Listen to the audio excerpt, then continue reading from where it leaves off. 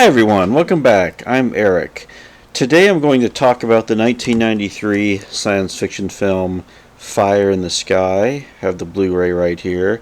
The tagline for this film: Alien abduction, November 5th, 1975, 5:49 p.m., White Mountains, northeastern Arizona. Based on a true story. This tells the tale of Travis Walton, one of the more famous cases of alleged alien abduction. There's a lot of theories or ideas about what actually happened November 5th, 1975, but it's become something of an urban legend, especially in the lore of alien abductions. So this film came out. It's interesting. This film came out shortly before the X-Files debuted. So this film came out in March of 1993, and the X-Files was going to debut later that year in the fall. The film was directed by Robert Lieberman, kind of a journeyman director. Tracy Torme wrote the script, and this project had been circulating around for a long time, as far as trying to get this film made. 1990s pop culture with the X-Files about to hit, and alien abduction was part of the pop culture of that era. Everyone remembers Alien Abduction airing on Fox, which was a pretty awful TV show. I think it was just one episode of a purported, as the title says, an autopsy. So this is definitely in the air at this time. Now, according to, well, I don't know how accurate this is, but there hasn't been a major film done on alien abduction since then, which I'm not sure if that's true. Maybe, I'm sure other movies have touched upon it. Well, Disclosure Day just came out, and that's peripheral to the plot of that film. But like I said, in the 90s, this was a topic you would hear about more in pop culture in places like that. So the film starred D.B. Sweeney as playing Travis Walton.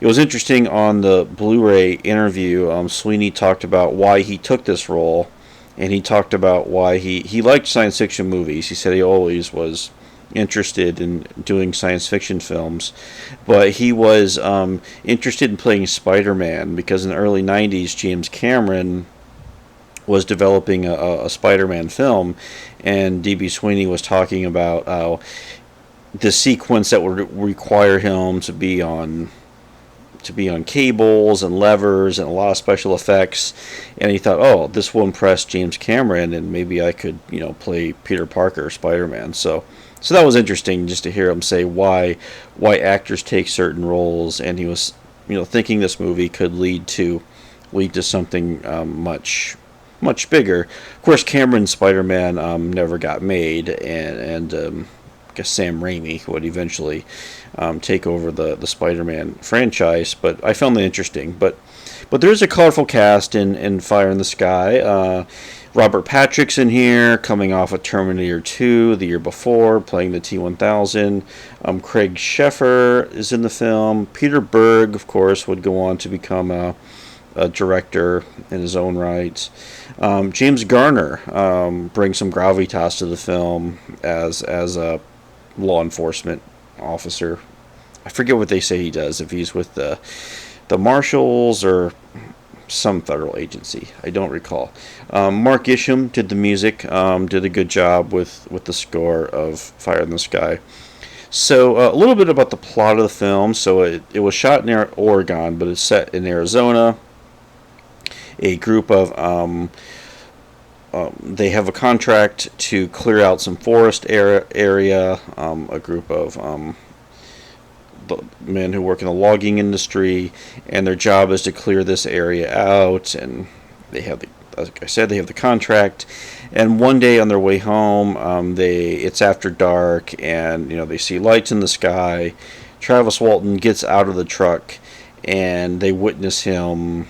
Something happened to him. Being in the film, It looks good. It looks good and creepy in the film where he sort of is beamed aboard a craft, and he disappears for several days, which actually happened in real life. Not the ship stuff, but apparently he did disappear for several days, and then he resurfaced and seemed disoriented, had clearly gone through something. Talking about the movie here, and eventually in the film, he's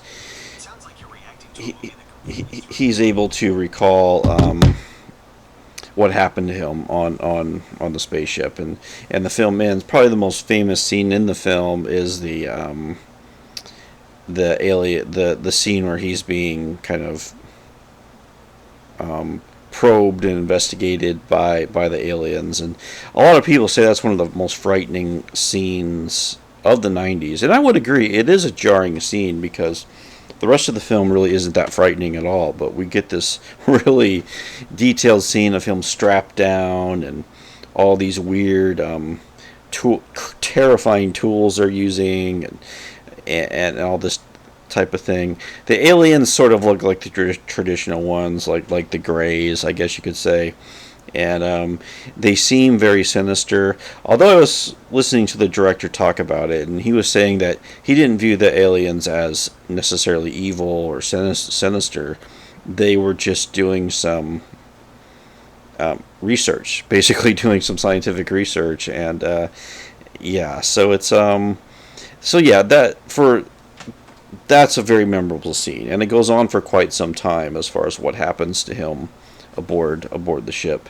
But really, though, one of the things I come back to this movie a lot, why I think it's interesting, is the dynamic among the male characters and this group of working class men, different personalities, each one like.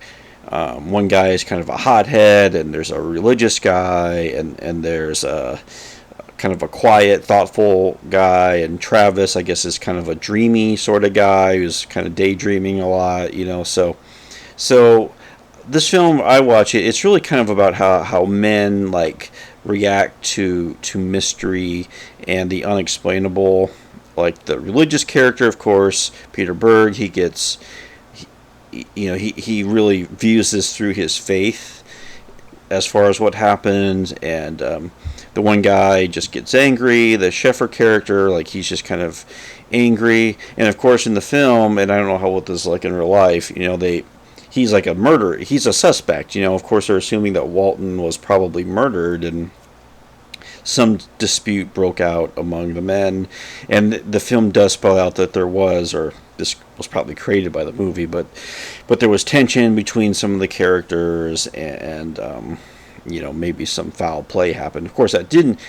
Travis Walton came back, of course, but yeah, the film does that, and you have another character, the Robert Patrick character, where he's kind of quiet and thoughtful and doesn't really know how to necessarily process what happened. He's kind of a very rational, logical thinking type of person. So to me, that dynamic is the one in the movie that I really kind of latched on to. The criticism of this film is that, there's that one sequence on the ship, but the rest of the movie is pretty boring, and nothing really happens. But now I kind of latch on to those other parts where it's about mystery. I think there's a lot of like working class anxiety in this film, about the precariousness of their work, and they're under some pressure to get this job done in time. So there is like kind of a real kind of working class, and the set in the 70s is too, like there is this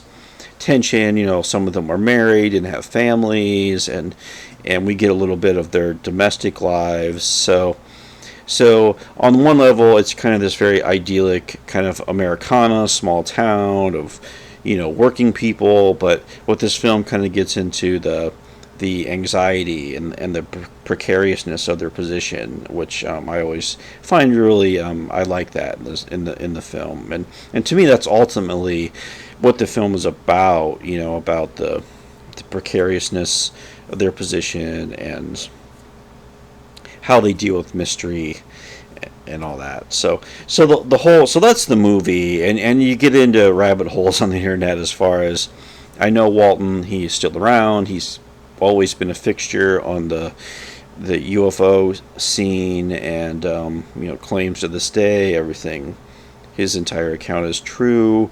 I know some of the others involved, the other men, clearly they've kept a very low profile through the years. I think occasionally one of them has spoken out about what's happened, and like I said, it's a real rabbit hole. Like some say, like this was some sort of elaborate hoax, orchestrated. Did it have something to do with that government contract, or were there other, like what, some of the men claim they saw bright lights, and there's all these questions about what exactly went down. And I know there's been investigators who've really looked into this, and my personal feeling is I kind of lean towards this was probably some kind of hoax. Like that's me though. I'm more of a skeptic on these things. Evidence and something definitive. But I guess what interests me about these types of things is how the culture reacts to it. Like the media plays a small role in the film, and there's like, even, I don't know if this actually happened, but there are actually people from all over the world converging on this Arizona town. I guess that attracts people whenever you have like a bizarre news story where outrageous claims are made, especially if it's about UFOs at that time, and it's going to get people there. And so there's like there's like two UFO investigators in the film, and they're portrayed as sort of kind of like annoying and nosy people. So, and James Garner, who I like his performance in the film as the lead investigator as far as what's going on, and he really plays it straight in the movie. Like he never really shows his hand as far as what he really thinks about what happens. And but he's really good in his scenes during his investigation, and I like how he's kind of a bit of a cipher, his character, as far as what he really thinks about all this.